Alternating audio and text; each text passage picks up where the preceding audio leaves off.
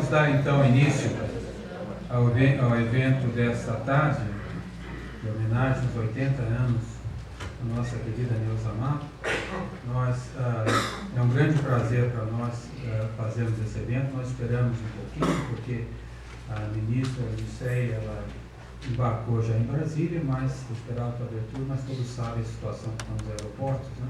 Então atrasou. Ela me prometeu que quando chegando logo vai telefonar, até por isso eu desculpe me deixar até meu celular ligado, mas eu acho que é importante nós darmos início, não com muito atraso à cerimônia, porque é uma cerimônia um pouco longa, né? Bom, foi interessante até esse evento, quando a Lígia Grey me procurou e falou de nós fazermos esse evento. Imediatamente eu não pude deixar de lembrar do César Lattes, que falava na Neuza Amato, eu não a conhecia, e hoje foi um momento muito agradável para mim, porque veio o Chibu e estava o Alfredo, lembramos os tempos de Campinas, que estavam todos próximos, né?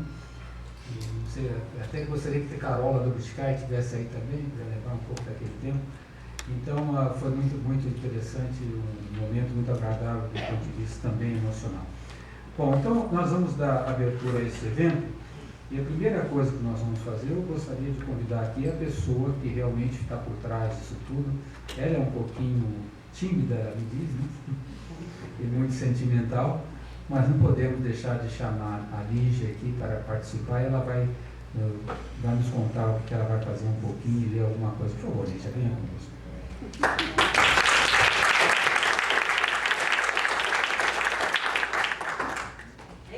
Paulista dirigindo o CBPF. Não pensei de protesto. Ricardo, eu não preparei nada, eu não pretendia dar aqui.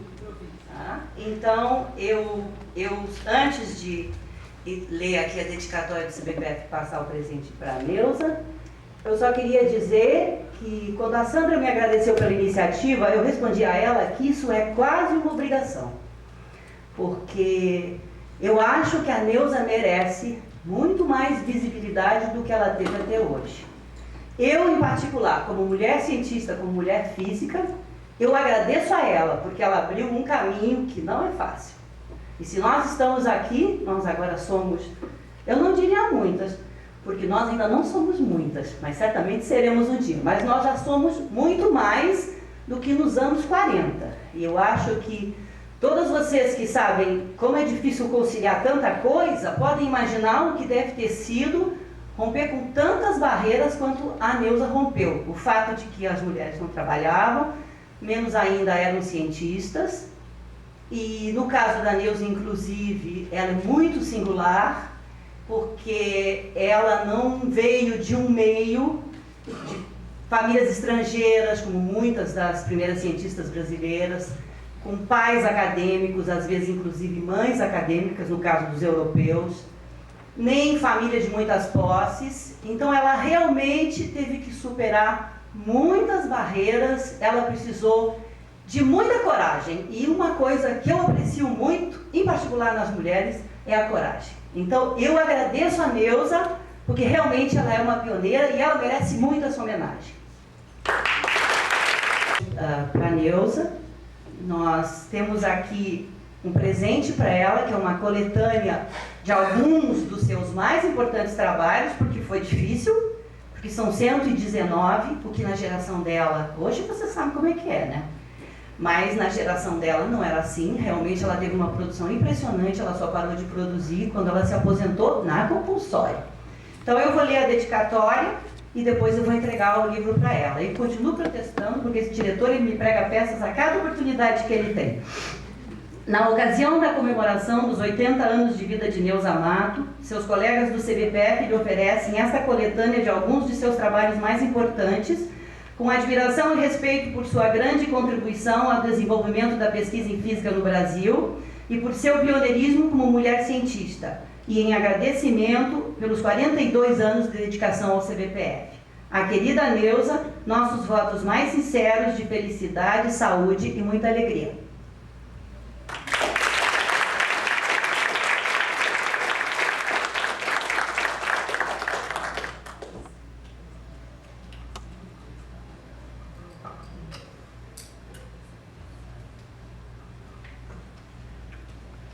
Bom, vocês viram que a Lígia fala bem, não é?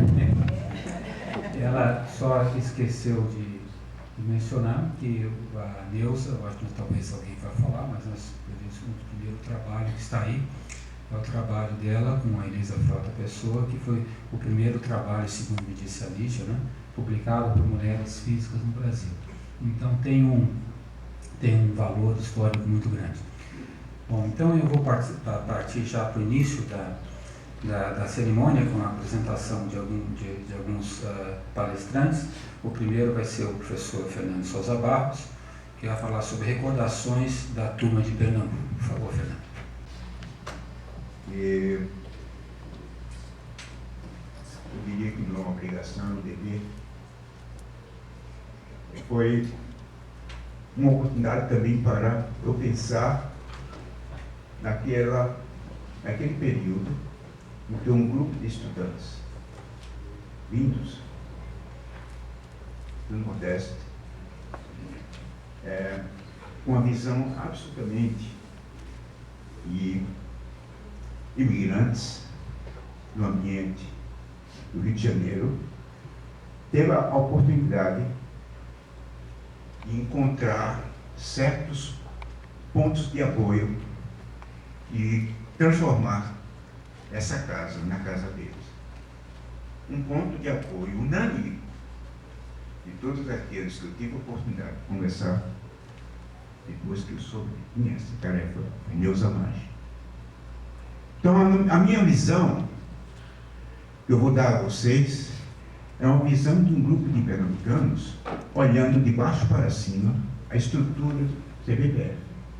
Não vou mencionar muitas pessoas importantíssimas dessa instituição. Como estudantes, nós não vimos ele. Nós olhávamos para pessoas que estavam ao nosso alcance, nos apoiavam e abriu as suas casas, como a casa da família de Neuza Maggi. Então, essa é uma visão, portanto, muito transversal que vocês vão ter, não é aquilo que vocês esperam de pessoas que falam sobre o CBPF. E essa visão é profundamente experimental. A visão de um grupo de pessoas que vinham com a escola de engenharia, todos eles olhando mais esse aspecto de verificar se tinham essa oportunidade de consolidar um caminho na direção dos laboratórios aqui do CBPF. Poucos conseguiram. Apenas 2 continuaram na pesquisa, outros 4 se transformaram em professores universitários depois, e os demais, 8 dos 8, se transformaram em empresários na área de engenharia. Voltaram, portanto, ao seu retorno. Bem,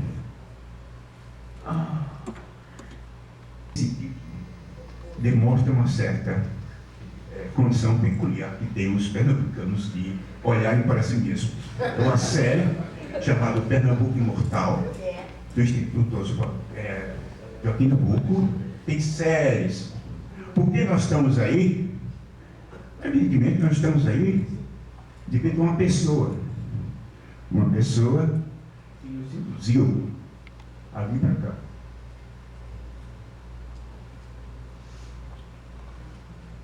Bem, de todos os modos, a influência dessa pessoa estava mais do que isso, consolidada naquela época, que nós éramos um grupo de estudantes, porque nós sabíamos que vários pernambucanos tinham vindo para essa casa, iniciando pelo João Alberto Luiz de Barros e José Beto Lopes. Também nós, lá na Escola de Engenharia, tínhamos noção clara da existência de Mário Schindler, Leopoldo Narben e da própria Maria Laura Mozilla e do Lopes, que chegava a nós. E vários outros pernambucanos, antes da nossa turma, já tinham chegado a essa casa, como Samuel Matou, o Ricardo Ferreira, que começou, e o próprio Gervásio e o Manuel de Cavalo. Então existia já uma certa afinidade na Escola de Engenharia de Pernambuco, em considerar que este local aqui seria uma possibilidade de seguir um caminho diferente para aqueles que não queriam fazer a Escola de Engenharia, para se transformar em profissionais de engenharia. Mas a figura-chave de toda essa indução é o professor Luiz Freire, que, como todo professor daquela época, tinha uma tremenda capacidade de apresentação, de suas aulas eram perfeitas conferências, né? E nós nos apoiávamos nos assistentes para estudar a matéria, porque ele fazia conferências durante as aulas. O professor Luiz Freire tinha um sonho, o sonho de criar um instituto de física em Pernambuco, né? E ao ser cofundador do Conselho Nacional de Pesquisa, ele viu a oportunidade de enviar pernambucanos para o CBPF. Ele o fez com uma certa avidez, e esse grupo de bolsistas que chegaram aqui estão todos ali, são dois, né? E estão em ordem alfabética: o Davi Gorolovitz, que depois voltou à engenharia; Fernando Gama, voltou à engenharia; eu e o Jaime, professor universitário, José Machadinho; o Ricardo Palmeira, que fez pesquisa; o Romo Marcel, que voltou à Universidade de Pernambuco, chegou a ser reitor; e o Valdir Campeiro, também professor. Este é o grupo, né? E qual é a nossa visão? A nossa visão, como eu disse de início, era uma visão transversal, de baixo para cima. Nós olhávamos os laboratórios do CBPF como nosso local de apoio. Então, nós encontramos com o George Torheim, o Gerardo Hepp e as oficinas como a nossa casa. E tendo a Neuza Margem e Francisco de Assis Brandão como os nossos guia, orientadores acadêmicos e algo mais. Brandãozinho e Neuza eram realmente, tinha já o Francisco na área de química, e a Neuza já tinha sua reputação mais do que consolidada nessa peregrinação na oficina eletrônica e nas oficinas mecânicas e no laboratório de ensino, aceitando uma proposta de subir as montanhas e fazer e tentar implantar laboratórios de experiências de radiação cósmica em Chapecó. Eu não estou aí, está aí o Ricardo Palmeira, a Maria Susana, que é do grupo paulista, e o outro é o Klaus Stefan Kauski, é um professor da Universidade de São Paulo. A minha formação experimental, saindo do CBPF, aqui estou eu com Susana e o Ricardo, que era o irmão do Ismael Escobar, foi completado com esse grupo de pessoas que eu tive mais oportunidade de tê-los próximo de mim do que aqui no CBPF, onde eles eram inatingíveis devido a todas as suas atividades administrativas. Foi lá que eu conseguia conversar com o César Bates. O Camerini era responsável pelo laboratório e ele realmente estava aluno de Inigo Fermi e do Alfredo Rendel e Kurt Sidney.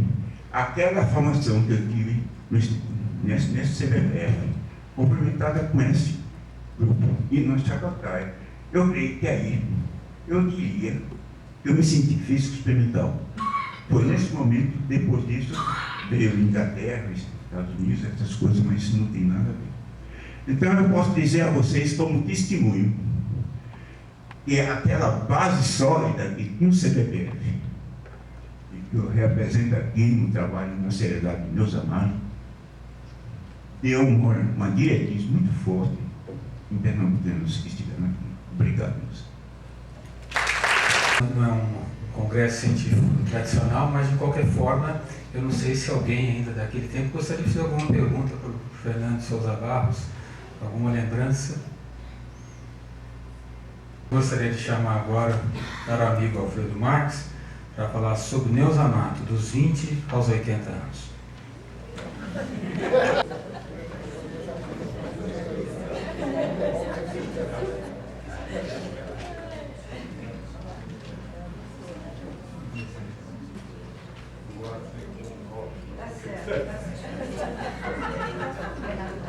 Agradecendo a organização desse evento.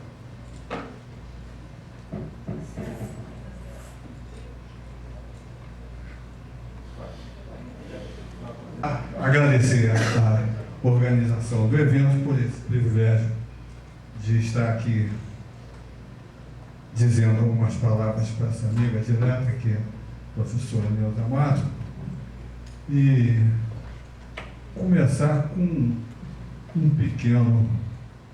Eu sempre ponho um mantra toda vez que eu me dirijo às pessoas. O mantra sempre me ajuda a me...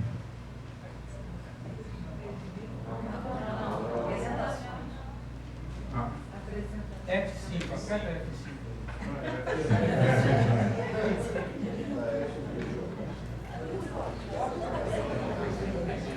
A tela de... eu sempre... Eu sempre coloco um mantra para me situar e ajudar as pessoas também a se situar no foco e nos limites que as palavras têm, mas isso não é muito importante. Mais importante agora seria dizer que quem conhece a professora Neuza Mato conhece uma pessoa simples, despojada, enfim, espontânea, alegre e sem alardes. Tudo que ela faz parece simples, parece até que tudo que ela põe a mão é fácil, porque é uma pessoa tão linear, tão direta, tão imediata nas suas realizações e relações, que a gente fica até achando que quando ela põe a mão tudo fica fácil. Mas não é exatamente assim.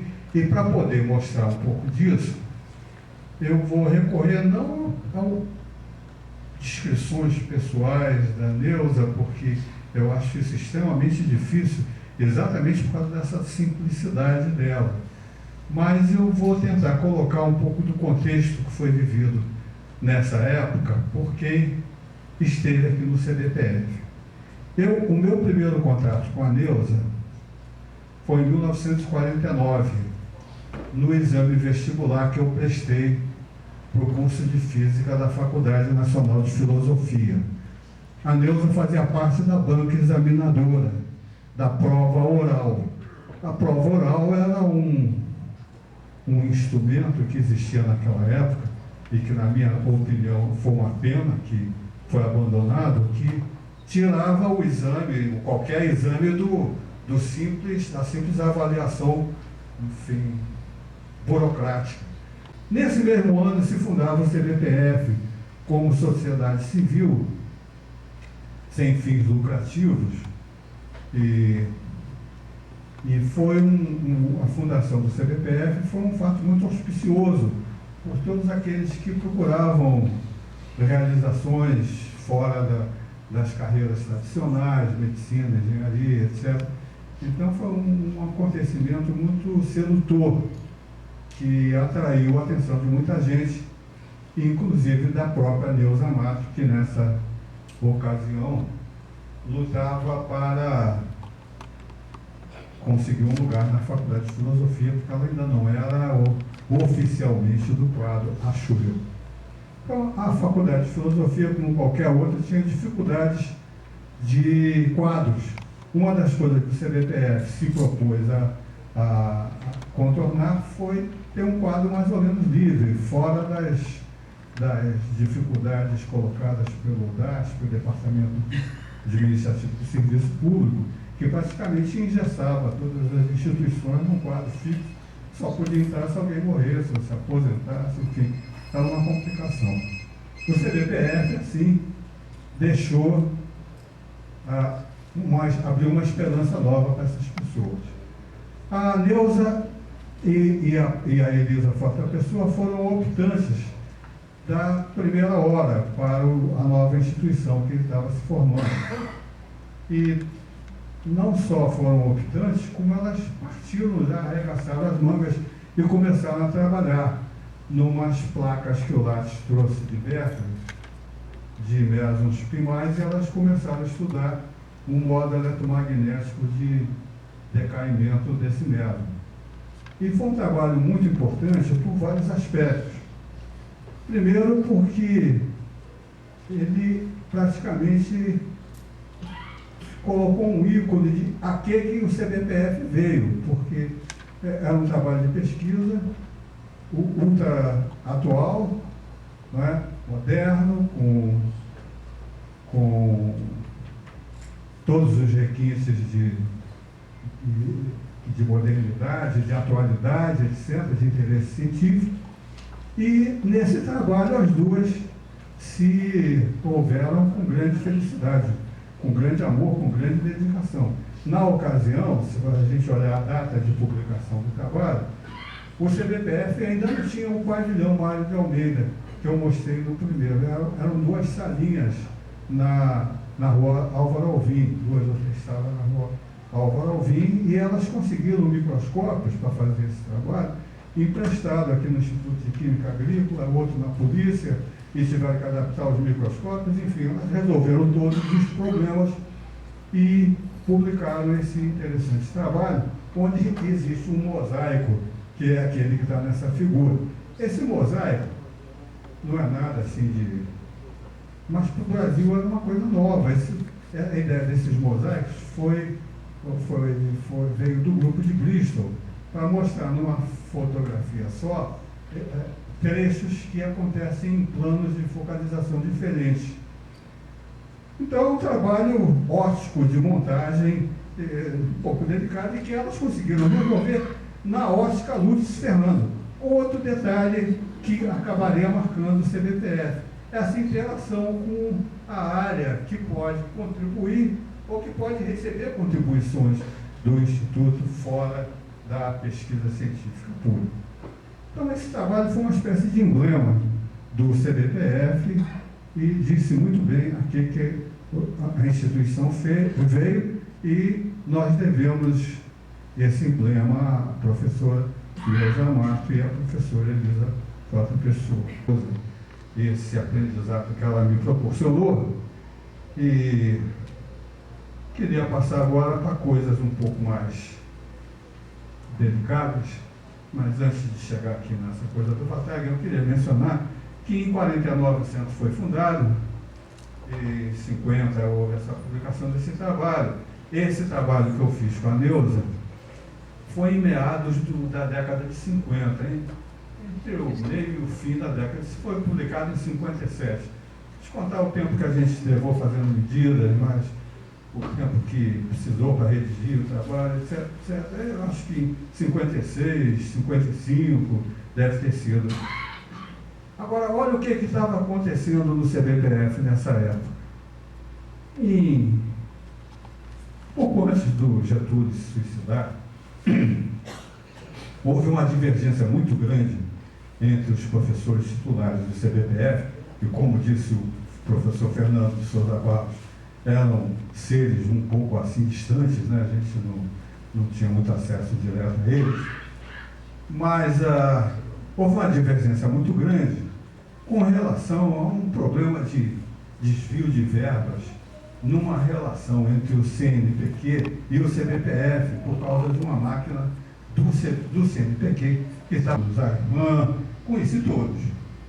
Foi recebido por eles com um calor humano enorme, com uma amizade muito grande. E eu, pessoalmente, inclusive, devo ao seu Margem, pai da Neuza, um favor que eu nunca esqueci, num aperto que eu passei. Olha só, eu não era nem da família, era só amigo da Neuza. E o seu Margem me ajudou. E acho que ele ajudava também a Neuza e todos os irmãos, eram solidários. E eu acho que essa referência à estrutura familiar de cada um naquela época é uma referência muito importante, porque, fora disso, alguns, claro que a gente dava aula particular, isso e aquilo, mas não dava em certos momentos para sustentar. Mas, passada essa primeira refrega, essa refrega realmente não passou logo, ela teve que esperar a criação do Fundec, lá para os idos da metade dos anos 60. Mas, enquanto isso, a Neuza, eu acho que no princípio dos anos 60, se interessou por um problema que naquela época era muito atual e que nasceu mais ou menos no ano em que o meson Pi foi descoberto. Foram descobertas as partículas estranhas por Rochester e Butler, operando uma câmara de Wilson nível do mar, coisa que todo mundo achou que os deuses estavam do lado deles, porque com 20 ou 30 mil fotos eles encontraram 2 eventos.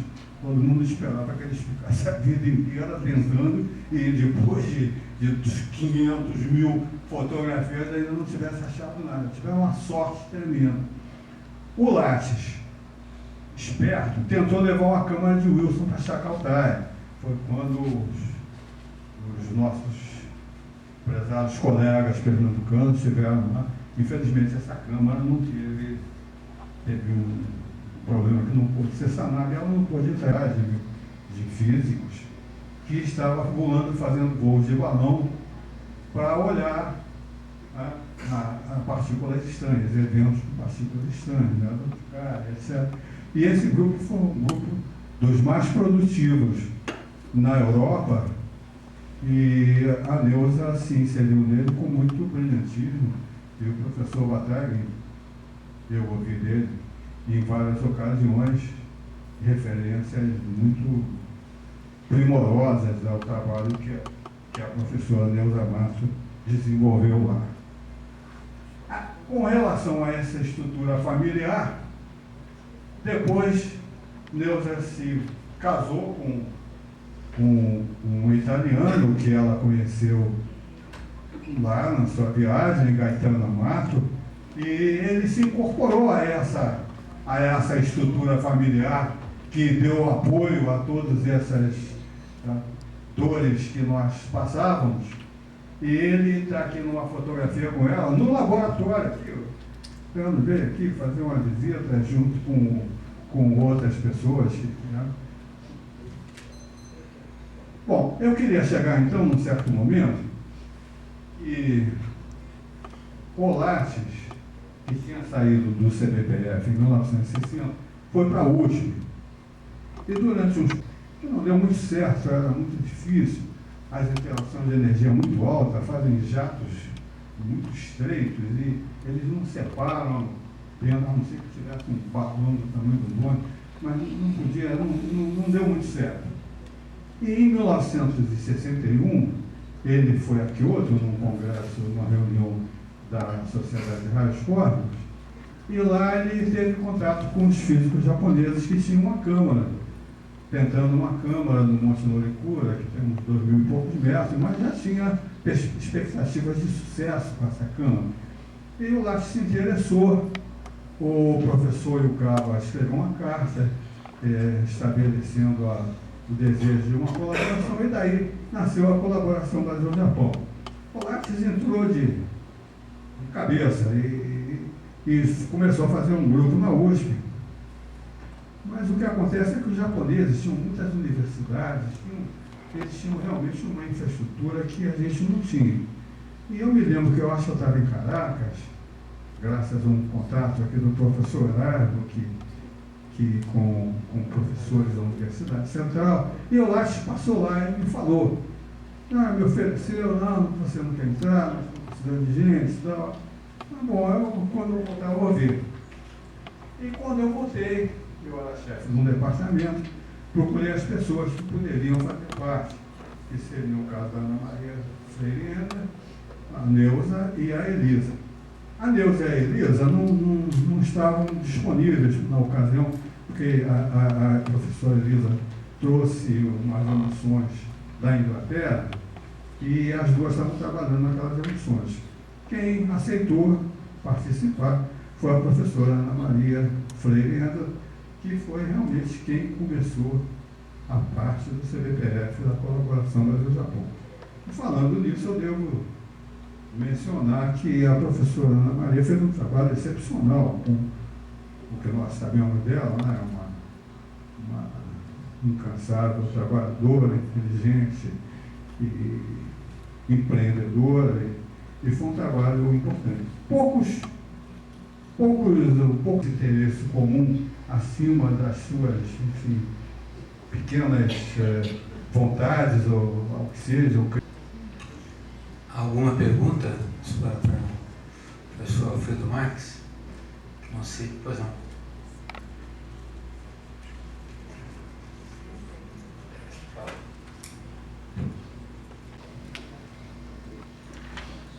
Olá, boa noite. Eu sou da área de História, eu sou pesquisadora da Revista de História da Biblioteca Nacional. E gostaria de saber, o senhor falou sobre a sua memória, da trajetória profissional da professora Neuza Mato e da história institucional do CBPF. Eu gostaria de saber como era vista as professoras da década de 40 ainda, as professoras numa área de ciências exatas, tão pouco afeita às mulheres, no caso. Que estava exatamente fazendo uma pesquisa sobre isso, né? Se as mulheres eram discriminadas ou não eram. Coisa que acontecesse assim no meu raio de visão, eu nunca senti nada. A Ana foi minha colega, a Eliette, e a Sará de Castro Barbosa casou com um colega, enfim. Eu nunca achei que houvesse, mas talvez elas possam falar melhor que eu.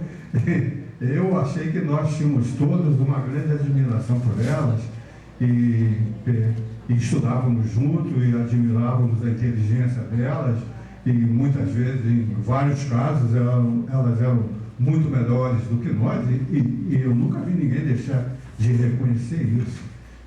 Como eu reconheço agora o que a Neuza fez por mim. Isso é uma coisa que sempre nos acompanhou. Nós procuramos sempre colocar a realidade adiante das nossas preconceitos ou visões. Eu acho que a própria Neuza gostaria de dar uma resposta também, Alfredo, se pudesse entregar para ela o microfone.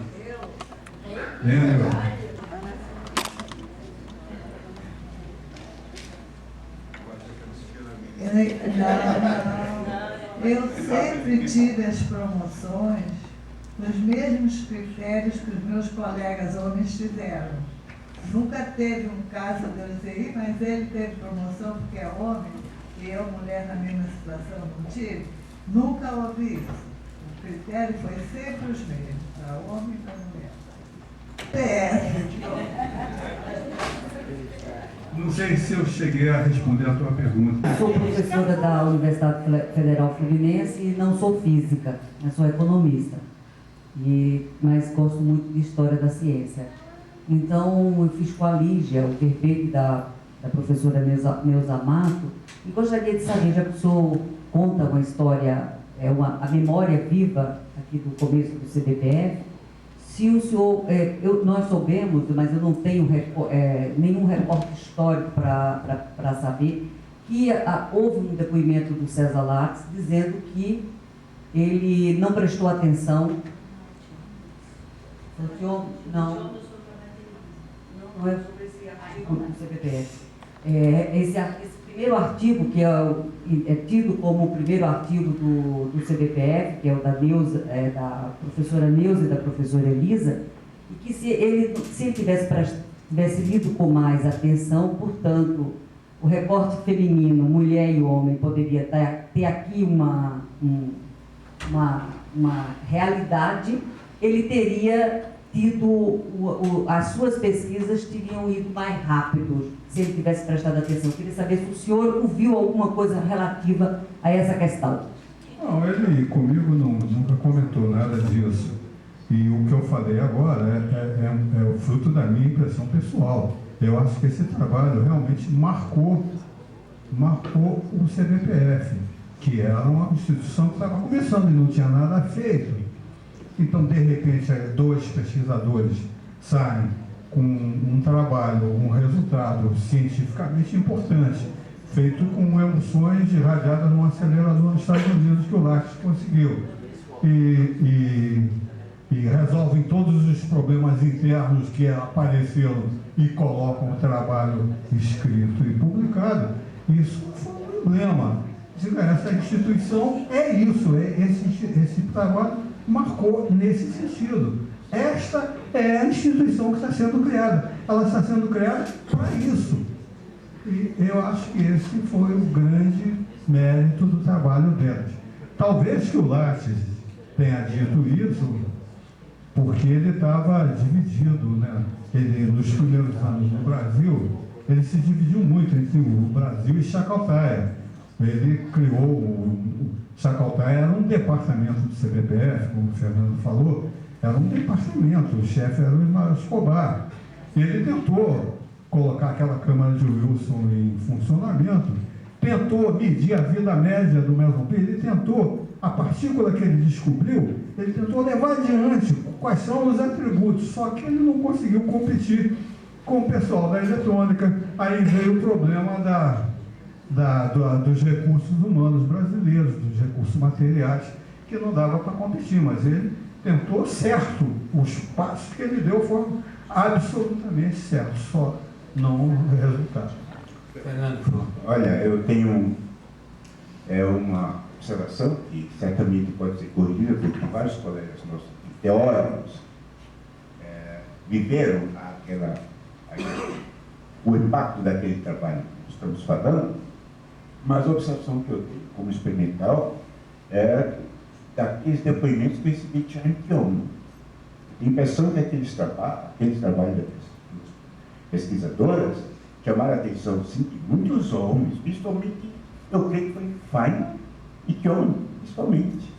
E foi uma competição, eu tenho, pelo depoimento, a impressão que ele foi que realmente disse que não tinha prestado atenção às consequências que o Feynman, prêmio Nobel, vocês sabem, sim viu a consequência daquele trabalho na modelagem monetária.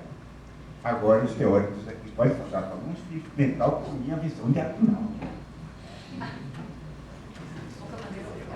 a informação que a ministra Niceia deve estar chegando logo, ela chegou no aeroporto do Galeão, já está vindo para cá, então acho muito importante isso.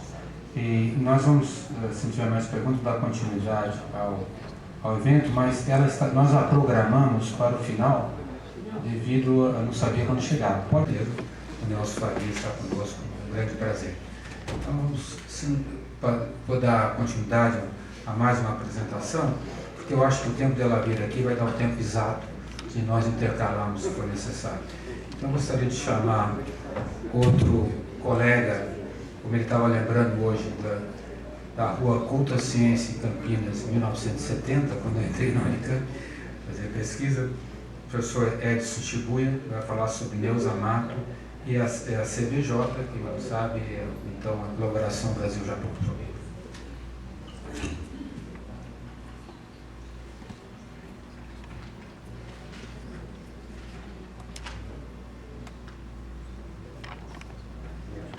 Para homenagear a professora Neuza, seria o seu amigo Lattes, o César. Bom, infelizmente, devido às coisas da vida, né? César não se encontra entre nós, mas vou tentar incorporar talvez o espírito que ele teria para homenagear. Bom, esse é o Centro Brasileiro de Pesquisas Físicas, o prédio Pavilhão. Em 49, acredito que a professora Neuza já estava nesse local, e foi uma das conquistas, né, vamos dizer, dessa dupla, né, Lattes, César e Neuza.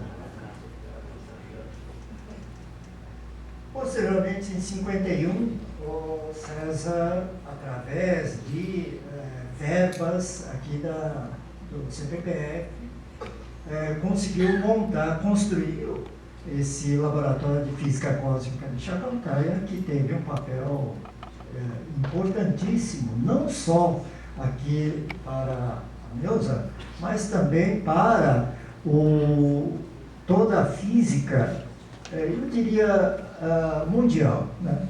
Existe um livro em que é citado esse laboratório de física cósmica como um laboratório dos mais relevantes para o conhecimento aí da física. Bom, essas fotos de construção da física cósmica, do laboratório de física cósmica de Chacaltaya, são fotos do álbum pessoal do César, né? Então, mostra os aspectos, vamos dizer, pioneiros, né, de construção de um laboratório desse gênero. Hoje, nós temos essa visão, Monte Chacaltaya, nós utilizamos um galpão, deveria aparecer vermelho o teto aqui, né? Que a colaboração Brasil-Japão utilizou, né, por um longo período.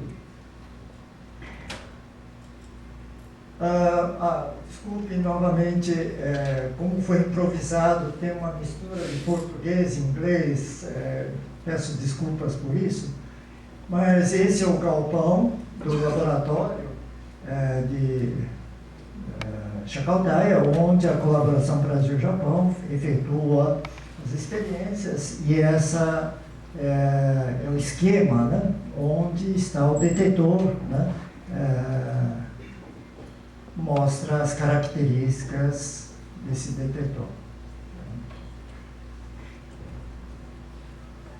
Bom, tudo começou, como os professores Fernando Souza Valls e Alfredo Marques disseram, tudo começou com a carta do Yukawa para o César, em 59, abril de 59. Tem umas passagens interessantes, por exemplo, essa daqui, que o professor Chialini disse: essa ideia é tão boa como a do general que pensou em vencer a guerra. O óbvio dos óbvios, né? Essa carta foi respondida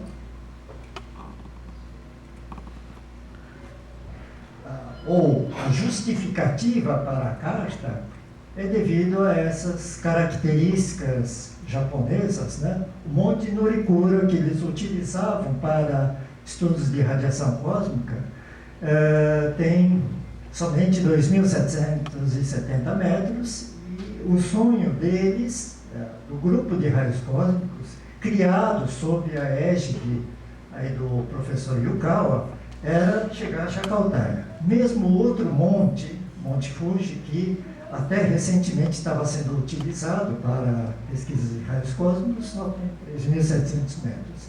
É a altitude do altiplano lá em La Paz.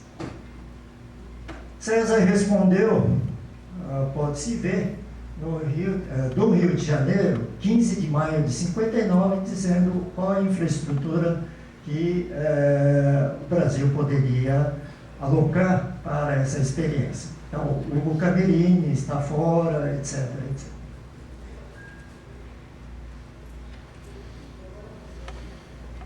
Aqui, como foi ressaltado, né, a colaboração Brasil-Japão se iniciou na USP, em 62, mas houve algumas dificuldades lá na USP, e também havia necessidade de implementar uma nova universidade que, no fundo, seria um resgate da Universidade de Brasília, né? E o professor Zeferino Vaz, né, convidou Marcelo Damy para ser o primeiro diretor da física, e imediatamente Marcelo Damy chamou o César. Esse daqui é o primeiro laboratório, num porão, lá na rua Culto à Ciência, e o aspecto externo é esses dois aqui. A reitoria, ou a sala do reitor, 1968, fevereiro de 68. Nessa ocasião, o que nós estávamos preparando? Estávamos preparando a primeira experiência, né? Nós chamamos de Câmara 14, a maior câmara, era a primeira grande câmara que nós fizemos. Nessa câmara, bom, aqui é a câmara escura, os preparativos aqui dessa câmara, né? E aspectos do laboratório na época, Lattes, Marta, a filha Pepe, aqui no Oriosawa, japonês que foi, vamos dizer, importado, né, para começar o laboratório, a experiência, as medidas. Né? Pode-se ver que as mesas são todas improvisadas, pedaços de madeira pregados pelo...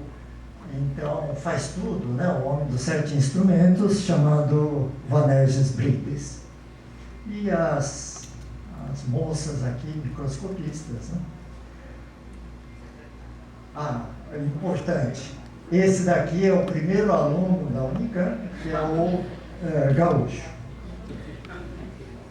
Bom, aqui é a comemoração do término da revelação e também aniversário aí do Osawa, eu, Zinha, Melinda e a Nair. A Neuza, sei lá onde é que estava nessa hora, né? Não apareceu, mas ela estava presente nessa cerimônia também. Aqui já é o aspecto da Unicamp, no campus novo, né? Aqui é Hasegawa andando pela rua, tudo chão batido, né? Aqui o César, Marta Mantovani, esse é o primeiro prédio, César andando, o primeiro aluno, e aqui essas outras. Bem, essa foi a única foto em que encontrei a professora Neuza. Ela se encontra aqui. Então é a prova de que ela esteve no início da Unicamp, no novo campus, né? A Central César Lattes, né? E tem essa imagem, famosa imagem do Maison Pi, e foi feita essa brincadeira, né? Usar o Pi Mi, né? Na verdade o Pi aqui, Mi para cima, né? E colocamos o A, Pi, ES, né? Tirado da assinatura do Lattes. Na verdade, a inspiração para isso foi feita, eu vi numa publicação, num livro, alguma coisa, esse cidadão fez essa brincadeira, né? Ele usou o PIMI para simular a assinatura dele. Bom, a biblioteca é essa daqui, né? Lá dentro, colaboração Brasil-Japão, né? E a primeira sorte, a sorte nos sorriu, né? A primeira Câmara trouxe esse evento, que tem um nome Andrômeda, óbvio, né? Pelo aspecto, e é o de maior energia que nós detectamos até agora. Essa é outra coisa que está, vamos dizer, na imprensa científica, né? Nós chamamos essa interação de evento centauro, porque essa parte de cima do detetor tem menos pontos do que essa parte inferior, né? Por esse motivo foi chamada de centauro. Existem algumas polêmicas. Aquele resultado da correlação foi publicado em 67, colaboração Brasil-Japão, né? Ou Japão-Brasil, né? E aqui tem a lista dos autores. Essa lista dos autores pode ser vista um pouco melhor aqui, onde no grupo brasileiro aparece uma pessoa, Eni Amato, que é a nossa grande homenageada no dia de hoje. O que eu quero dizer com tudo isso? É que todos esses resultados confirmados em acelerador, né, exceto do Centauro, começou com publicações desse tipo, onde a participação da professora Neuza foi decisiva. Então, finalmente, deixa eu dizer, professora Neuza Amado, parabéns pelos 80 anos, né? E, em nome da colaboração Brasil-Japão, muito obrigado.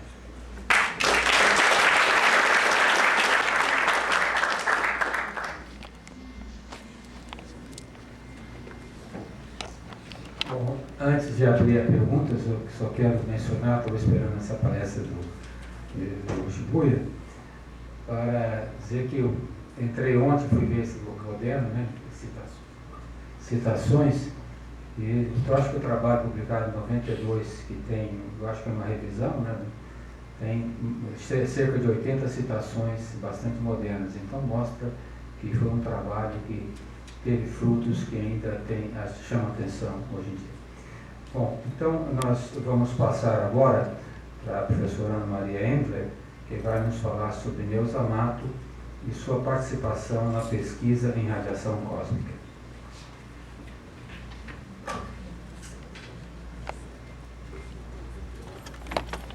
Sua participação na pesquisa em radiação cósmica. Eu, na realidade, tive poucos anos de contato muito próximo com a Neuza, porque nós trabalhamos juntas cerca só de 4 anos. Eu fui para um caminho, ela para outro, mas como nós éramos duas senhoras, e mais ou menos da mesma idade, então nós encontrávamos todos os dias, íamos tomar café juntas, e trocávamos fofocas sobre a CBPF, e tive muito contato durante esse tempo todo, mas eu vou dividir a vida da Neuza em 3 períodos.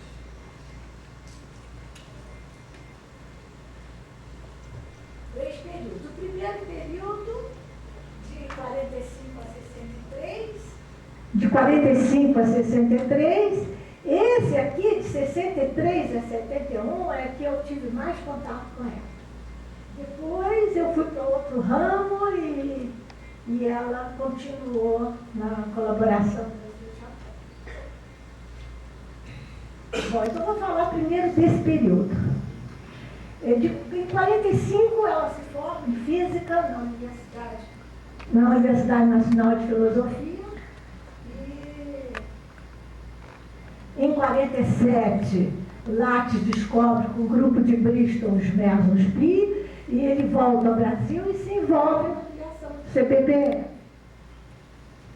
Neuza, nessa época, lecionava em Colégio Assunção, e através de essa professora, ela representava